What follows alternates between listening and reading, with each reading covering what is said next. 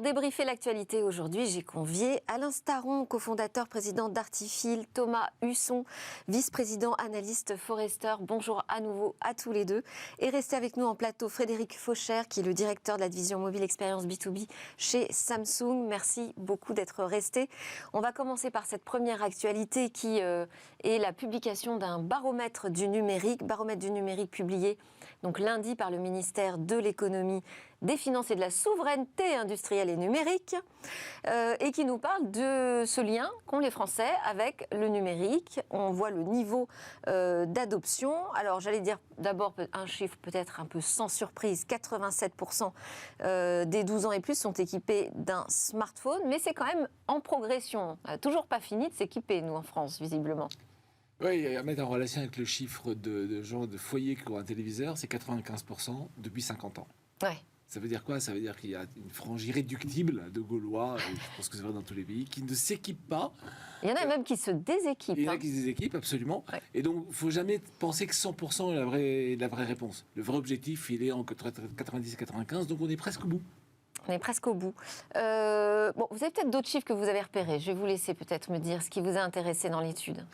Mais ce qui est intéressant, c'est qu'il y a quand même 54%, donc une majorité des Français qui ont été interrogés, qui disent avoir des difficultés à utiliser finalement ces démarches en ligne. Ouais. Parce que il y a eu la démocratisation des usages, on en parle là, avec 9 Français sur 10 qui ont un smartphone, mais avec des sites qui ne sont pas forcément toujours adaptés au mobile, et puis avec des populations plus âgées notamment, qui n'ont pas forcément toujours d'autres choix.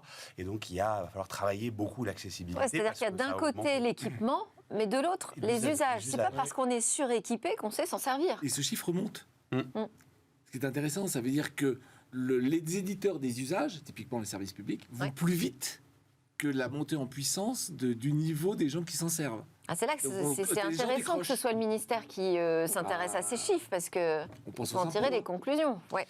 Pour le coup, le site des impôts est plutôt bien fait. Il y a 250 démarches qui vont être rendues plus digitales et dont l'accessibilité et le design va être amélioré. Mais c'est vrai que pour un certain nombre d'usagers, de consommateurs, de citoyens, ça reste compliqué. Et par rapport à l'étude, je crois qu'elle est faite toutes les 2 ans, effectivement, il y a une augmentation de 7 points de la part des Français qui disent avoir du mal à maîtriser ces outils technologiques. Donc il y a un problème de design et d'accessibilité finalement des sites sur lesquels il faut agir assez rapidement. Et puis pas seulement un problème numérique, c'est-à-dire qu'il faut aussi penser à l'accompagnement toujours à côté. Garder quand même un SAV, une hotline, des gens, même si les impôts, vous dites c'est bien fait, c'est vrai, mais il y a parfois des cas de figure où on a besoin d'appeler quelqu'un et de poser une question. Et ce qui est intéressant, c'est que les gens veulent être aidés, mais pas qu'on fasse à leur place. Ouais. Ça, c'est quand même bien. Oui, tout à fait. C'est la démarche de progrès qui est ancrée.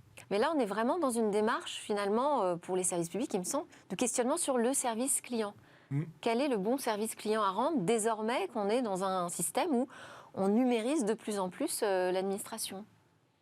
Mais c'est une vraie difficulté parce que les canaux précédents ne disparaissent pas forcément et qu'il faut effectivement les laisser accessibles et qu'il faut penser au-delà de l'interface digitale lui-même, qu'il faut penser à l'ensemble des processus qui vont avec. Et c'est effectivement et je ne suis pas sûre que aujourd'hui, les personnes en place dans ces administrations soient sensibilisées à cette approche service client. C'est quand même... c'est presque un autre métier aussi, non ? Oui, quand on dit service public et service client, effectivement, parfois, il y a un gouffre. Mais c'est un métier. Et aujourd'hui, il y a beaucoup de choses qui sont sous-traitées, qui sont confiées à des experts, des agences dont c'est le métier. Moi, je vois dans beaucoup de sites de l'administration d'énormes progrès, avec à chaque fois un questionnaire à la fin. Qu'est-ce que vous en pensez ? Alors, en revanche, sur Internet, quand même, taux d'équipement, là, on est... taux d'équipement, de connexion, 82% des internautes utilisent Internet quotidiennement. Mais 58% ne pourraient pas se passer d'Internet plus d'une journée. Ça pose quand même la question aussi de la dépendance. Et pour le mail, c'est ça qui est un peu étrange. C'est-à-dire que plus de la moitié des utilisateurs d'Internet ne pourraient pas rester une journée sans consulter leur mail. Oui. Ça me laisse... Bon, on en fait partie quand même, non ? Ah non, moi j'aime bien tout. Oh, bravo, alors là j'admire. Ah, mais c'est... Thomas ? Et c'est difficile effectivement aujourd'hui de s'en passer. On parle de l'homo numericus. Daniel Cohen qui parle de l'homo numericus. On est dans une société qui effectivement devient de plus en plus numérique. Et donc, il faut accompagner les usages, et d'un point de vue citoyen et aussi d'un point de vue équilibre des territoires, c'est un enjeu clé pour l'administration. Et il va falloir effectivement accélérer là-dessus. Et il y a plein de pratiques, plein de choses à apprendre du secteur privé, des problématiques de design, d'accessibilité, de parcours, finalement de parcours citoyen, de parcours usager. Il y a énormément de choses qui sont en train de se faire et heureusement, effectivement, l'administration accélère là-dessus. Mais d'après l'étude, en tout cas, on sent que la perception évolue parce qu'on est sur aussi des profils différents, des personnes plus âgées, au-delà de 70 ans. Il y a aussi des personnes qui ont problème d'accessibilité qui sont malvoyantes. Il y a tout un tas de publics auxquels il faut s'adresser. Et ce qui est plus difficile quand on s'adresse à l'ensemble des citoyens. Alors sur la question un peu de la dépendance, donc pas qu'au mail, parce qu'il y a aussi les réseaux sociaux qui sont cités. Alors moi, ce qui m'a intéressé, c'est quand même on a 52% qui disent avoir déjà consulté les conditions générales d'utilisation des réseaux sociaux. Voilà, un certain courage. Ouais, c'est un chiffre assez étonnant. Je pense qu'il y a une vague, c'est toujours pareil. Si on vous dit quelque chose, vous allez voir. Donc prise de conscience peut-être de la nécessité d'avoir plus de transparence de la part des plateformes vis-à-vis de leurs utilisateurs. Je pense que c'est un épiphénomène. Épiphénomène. Oui, on a fait beaucoup de choses autour du RGPD. Encore une fois, c'est tous les 2 ans. En ce moment, on en parle beaucoup. Les gens s'inquiètent, se posent des questions. Après, c'est pas parce qu'ils ont cliqué sur conditions générales qu'ils les ont vraiment lues jusqu'au bout. Ouais. Un Français sur 5 qui a déjà testé un casque de VR, de réalité virtuelle. Ça aussi, ça m'a impressionné quand même. Ça fait beaucoup. Oui, la question c'est combien l'utilisent régulièrement. Zéro. Même testé. Voilà, c'est très faible. Même testé. Mais déjà testé, on est d'accord. Je suis surpris. Ouais. À quelle occasion? Enfin, je veux dire, déjà, ça coûte très cher. Alors, il y a quelques expérimentations dans le domaine de la culture. Il y a 2 tiers des interrogés qui jouent aux jeux vidéo. 2 tiers. Donc ça, c'est un chiffre que j'ai trouvé très élevé. Oui, c'est vrai. C'est effectivement le premier point d'entrée vers de la VR. Alors après, est-ce que c'est de la vraie VR avec un casque ou est-ce que c'est de la semi-VR? Ou alors, en allant chez un ami qui avait un casque VR, on l'a mis une fois sur la tête et on a vu ce que ça faisait. Ouais, c'est vrai que l'entrée par le jeu, parce qu'on joue beaucoup dans le monde, et y compris en France. On passe à notre autre actualité du jour, c'est les revenus publicitaires du côté de chez Google, c'est pharaonique, mais là, qui pourraient lui causer des problèmes, puisque aux États-Unis, on menace Google de démantèlement. C'est le ministère américain de la Justice qui poursuit le géant pour abus de position dominante dans la pub en ligne. Est-ce que vous y croyez à cette menace de démantèlement ? Mais ce qui est nouveau, c'est que c'est au niveau fédéral. Donc il y a eu déjà des États qui ont assigné Google en justice. Donc là, c'est une volonté de l'administration Biden de remettre en cause ce monopole, ou c'est une vision anticoncurrentielle. Donc ça va prendre effectivement du temps. Il va y avoir beaucoup de lobbying et beaucoup de batailles d'avocats, mais c'est une volonté de l'administration fédérale. C'est vrai que si on regarde historiquement, c'est un phénomène qui a lieu dans pas mal de pays. Il y a quand même, Google a déjà payé, ne serait-ce que sur la partie Android, 4,1 milliards d'euros d'amende. Donc ça se généralise un peu partout dans le monde. C'est effectivement une possibilité. Il y a eu des démantèlements par le passé. Et ça va prendre du temps, mais on voit bien que c'est une remise en cause. Il y a longtemps, des démantèlements. Ouais. On ne parle pas tout à fait de la même chose. Ce que tout le monde fait allusion, c'est AT&T, qui a été éclaté en 7 Babybel. Début des années 80. Et là, à ce moment-là, c'était vraiment un cataclysme pour AT&T. La boîte a disparu. Là, le législateur, il s'est attaché sur quoi il pouvait s'attacher, c'est à l'intégration verticale. C'est-à-dire Google non seulement administre des espaces, mais administre la place de marché qui gère les espaces. C'est un peu limite. C'est le marchand et le vendeur de trucs. Et ça, dans tous les pays du monde, c'est vrai aussi pour Amazon. Pourquoi on rachète des activités, et puis on développe, on se diversifie, on a une expertise, on travaille dessus. Et puis si quelqu'un d'autre arrive avec la même expertise, on le rachète très vite avant qu'il devienne trop gros. C'est ce qu'on lui reproche. Et ça, c'est d'étouffer le marché. Et ça, c'est 12% du revenu de Google. Donc c'est pas non plus un démantèlement majeur. Si on dit on case dans la chaîne de valeur verticale, on élimine un truc pour un peu redonner un peu d'air à tout le monde. Donc c'est pas forcément dramatique.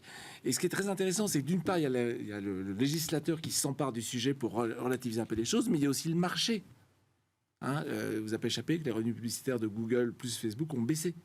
et en valeur absolue et en valeur relative. Qui a D'ailleurs, monté? Google se défend avec cet argument en disant mais regardez, la concurrence arrive à se faire une place puisque nos chiffres baissent. Oui, et ça va dans le même sens. Je pense qu'il ne faut pas les opposer. Ça va dans le même sens. À un moment, la beauté des marchés libres et ouverts, c'est que les acteurs peuvent développer plein de choses et innover. Mais l'inconvénient, c'est qu'à force d'innover et de prendre des parts de marché, ils peuvent finir par léser l'intérêt du particulier. Donc c'est très intéressant que le législateur s'en mêle. Mais en même temps, l'économie s'en mêle aussi. Il n'y a pas un acteur industriel qui peut laisser... vous ne pouvez pas laisser votre confrère nord-américain, qu'on n'aimera pas, prendre trop de place. Donc il y a un vrai... Les deux vont de pair. Et donc moi, je trouve intéressant de voir que c'est pas tellement la réglementation qui va ralentir Google, c'est l'évolution du marché. Ouais. Typiquement, si on est à un clic du produit, on va chercher le produit, là on est à un clic. Et on est à un clic du produit, pas sur Google, sur Amazon. Et c'est pour ça qu'Amazon a intégré le top 3, c'est pour ça qu'Amazon monte aussi vite. Et donc, il y a un premier sujet, c'est Amazon qui va prendre le lead. Ce qui pose le problème pour Amazon, hein, on est d'accord, mais enfin, pour l'instant, on est un peu derrière.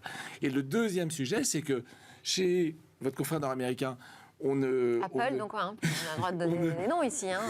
Soyons clairs.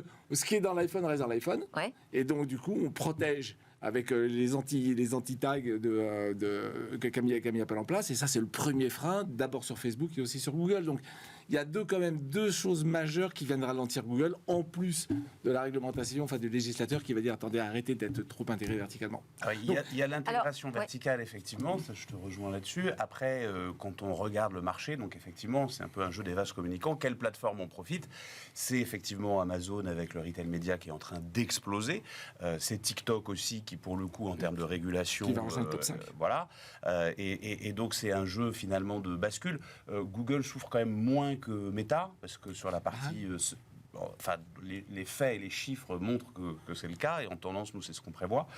Meta va souffrir un petit peu plus parce que le temps qu'il trouve effectivement les outils pour pallier les restrictions sur le ciblage publicitaire sur ATP. Ils sont plus dépendants d'Apple. Ouais. Voilà. Mais au final, on est sur des écosystèmes de plateformes digitales.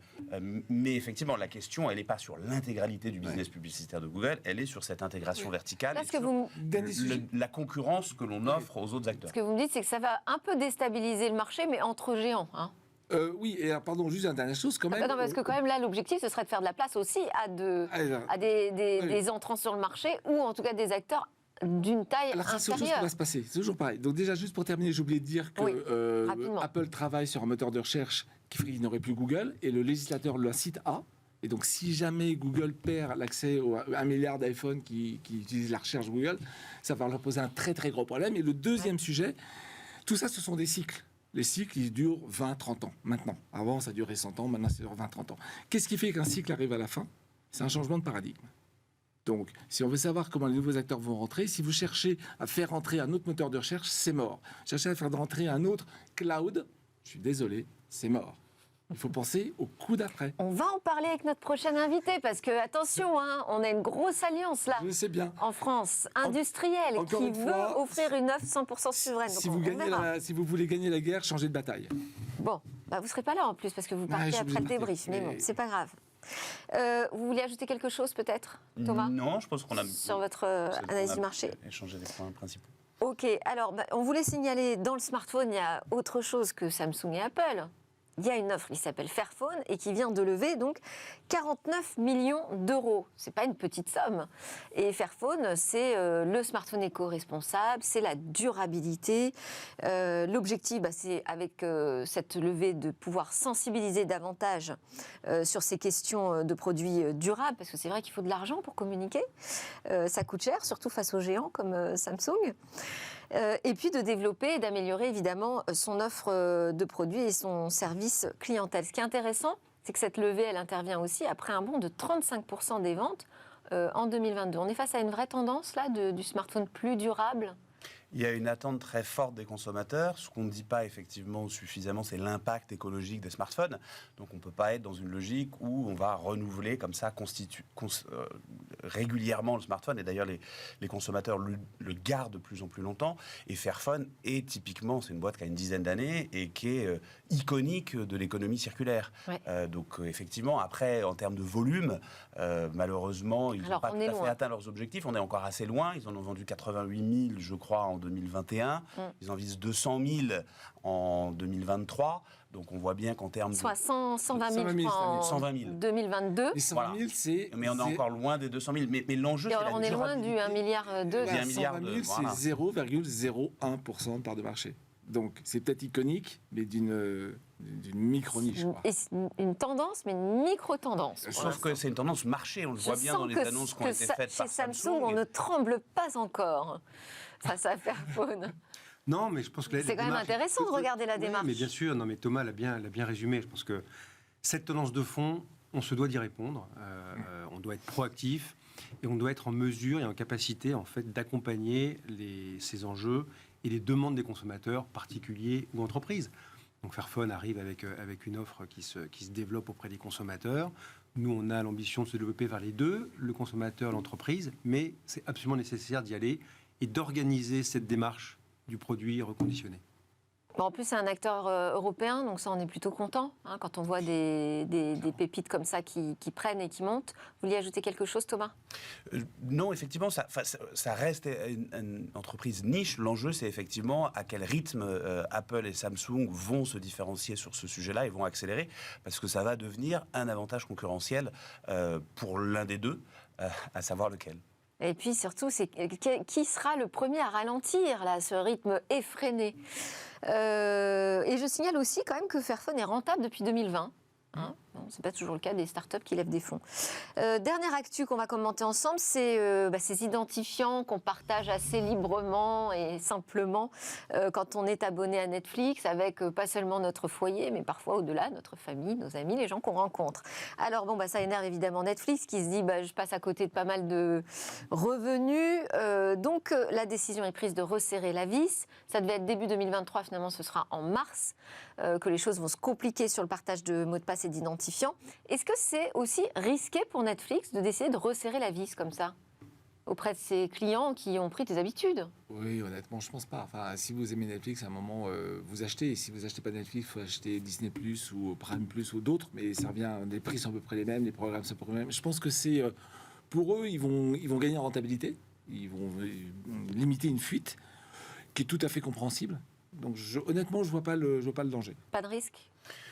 C'est un usage qui était toléré. On parle quand même, de l'ordre de grandeur, c'est une centaine de millions de comptes. Donc, il y a risque d'y avoir quand même un peu de déperdition. Il y aura une transition et au final, ça va permettre de récupérer des abonnés qui ne payaient pas. Mais il y a aussi un risque. Il va y avoir une consolidation sur le marché.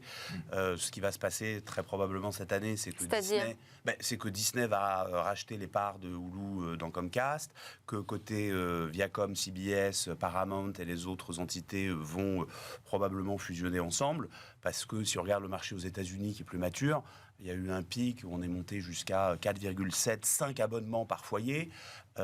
C'est en train de baisser forcément parce qu'il y a des tensions quand même sur l'économie, et donc il y aura au final un petit peu moins de plateformes. Et oui, je pense que c'est une bonne chose pour eux d'aller dans cette logique-là. Après, on a beaucoup parlé. C'est aussi un signal c'est parce que avant, Netflix pouvait presque se passer de ça, de cette surveillance de ses clients. Là, maintenant, ça devient quand même plus tendu sur le marché aussi. Oui, il y a eu la concurrence qui est arrivée notamment avec Disney. Il y a eu une décélération du marché. Amazon Prime aussi. Après, on a beaucoup parlé des difficultés de Netflix, de la décélération. Ils ont quand même rajouté 30 millions d'abonnés sur les 2 dernières années. Oui. Voilà, et quand on regarde la valorisation de l'entreprise historiquement sur les 8-10 dernières années, c'est un des acteurs de la tech qui s'en sort finalement le mieux. Oui. Alors, ils espèrent dégager 721 millions de dollars de revenus supplémentaires aux États-Unis et au Canada. Comment ils vont s'y prendre pour surveiller si ces partages de comptes sont tout à fait corrects ou dans l'illégalité ? Ils vont surveiller l'adresse IP, l'ID de l'appareil, l'activité de compte depuis les appareils connectés au compte Netflix. Et il faudra, si on est voyageur et qu'on se balade avec son matériel et qu'on se connecte à distance loin de son foyer, il faudra quand même se connecter au Wi-Fi depuis son emplacement principal au moins une fois tous les 31 jours. Pas trop contraignant ? Non, c'est juste que Netflix, c'est un peu plus souvent où on est. Ah, oui. Mais c'est là où est le risque. Non, mais il y a potentiellement sur la façon dont ça va être exécuté, sur le comment, un risque potentiel d'image, donc auquel il faut faire, à mon avis, assez attention. Et à ma connaissance, c'est pas encore défini les modalités pour le marché français. Ouais. Donc c'est une volonté globale. Après, il va falloir voir sur le comment, sur les préoccupations qu'on évoquait tout à l'heure par rapport à la vie privée. Donc il va falloir faire attention à la manière dont c'est opéré. Merci beaucoup Alain Staron, Artifil, Thomas Husson, Forester et Frédéric Faucher, Samsung. Vous restez avec moi, on va accueillir ensemble le tout nouveau premier président de Numspot, donc cette ambition nationale dans le cloud souverain.